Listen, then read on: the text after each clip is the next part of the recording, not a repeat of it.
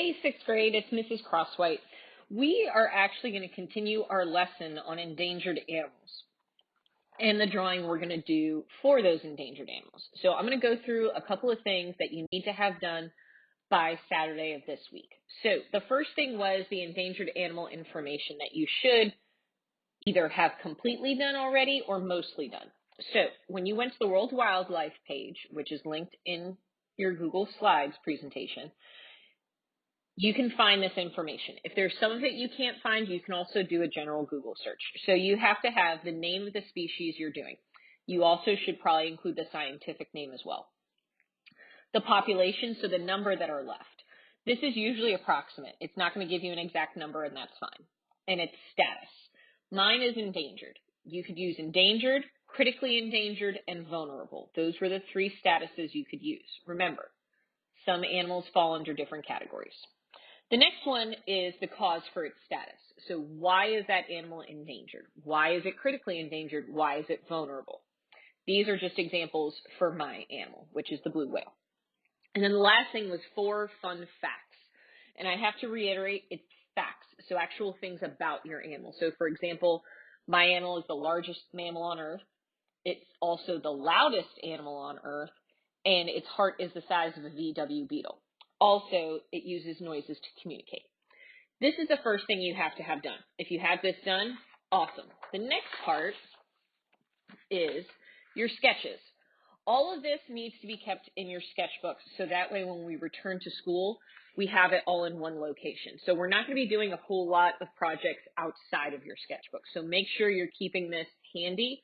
And if you need to get a new one, or if you run out of pages, you get something so it's all in one spot. You have to do 4 drawings of your animal.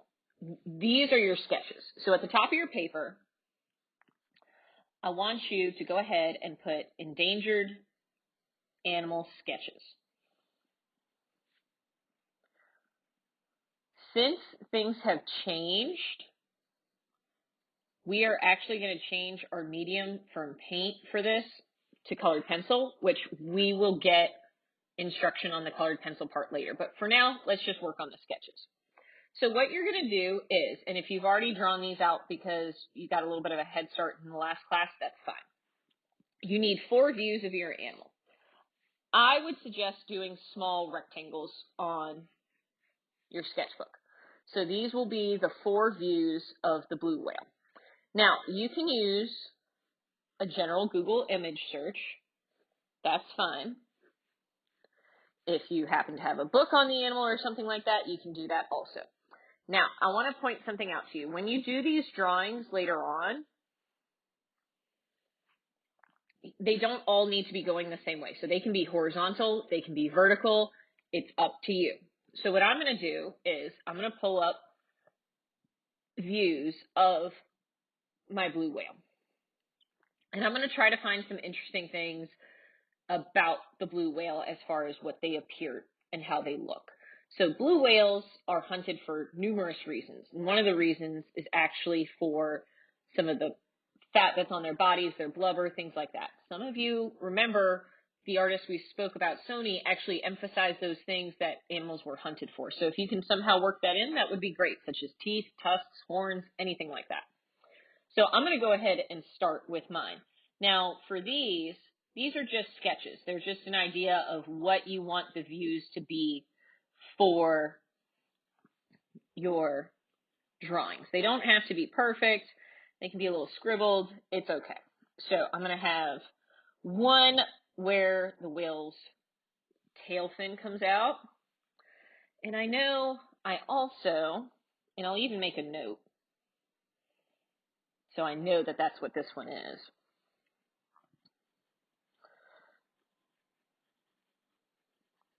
And then I'm going to move on to the other views also. So I can look up other images to work off of for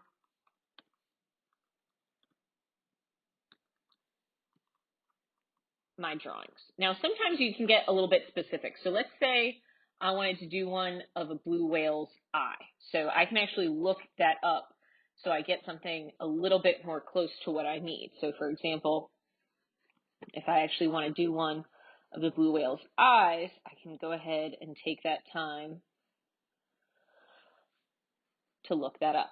Now, I'm going to make a note at the bottom so I know what I drew a sketch of later on, because you're going to need this next week. These sketches should take you a little while. They should take you maybe like 10 minutes each, 15 minutes each, depending on how detailed they are. They do not need to be in color. So pencil is fine, and just regular number 2 pencil works. So I'm going to move on to the next one. Some people have asked if they can do the whole body of the animal. The answer is yes, you can. If you want to, you can also use something like a younger version of the animal. Some people have looked up images of the animal when they're a lot smaller, when they're young. That is fine also. So then another one I can do, and actually, believe it or not, blue whales have a very small dorsal fin on their back. So I can actually do one of the water as well. And again, these are little sketches. You can see they're not very big. If you really, really want to reference, they're about the size of a Post-it note. So these are just sketches. They're not meant to be final products. We're actually going to talk about what your final drawings are going to look like next time. Again, we do have to change things up since we don't have the same supplies at home like we do in the art room. And then let's say for the last one, I want to do one of their side fins. So you want to think about the different parts of your endangered animal and how you can make them pretty fascinating. You don't have to put the entire animal into one picture. So I'm going to go ahead and work off of that. And that's going to be his side fin. Now, here's the question that's going to come up. What do you have to turn in this week? This week, what you're going to do is you are going to take a picture of the information that you wrote. You can take a photograph using a cell phone. You could take it, you can hold it up in front of the webcam that's attached to your computer if you have a computer, and just take a shot of it. Just make sure you get it as close as you can. And you have to turn in a picture of your sketches. So that's 2 pictures you're going to attach to this assignment on Google Classroom. So on Google Classroom, all you have to do is upload the 2 pictures there. I'm going to put an instruction sheet on how to do that. If it becomes Saturday and you're still having trouble uploading a picture, or the pictures, since there's 2, you can email them to me for now. But in the future, you're going to have to be required to attach them to the assignment so I don't have to sift through the emails. So remember, at the end of this week, Saturday, you will have submitted 2 pictures. The information sheet, your research on the animal you're drawing, and the 4 sketches of the 4 different views of your animal. Again, it's a good idea to make sure you kind of write little notes to yourself on what the parts of the animal are, and make sure you're titling all of the pages in your sketchbook so when we return to school, we have these with us. All right, guys, remember, you do have check-in times. The check-in times are not required. The check-in times are if you have questions. So if there's something going on, you're not quite sure what to do, and you want to talk to me face-to-face, that's when you do it. There is no required class instruction time for art as of now. You just need to get through the lesson and do the activities. If you guys have any other questions, let me know. Remember, the comments are open on Google Classroom, and you can email me if you need to. All right, guys, have a good week.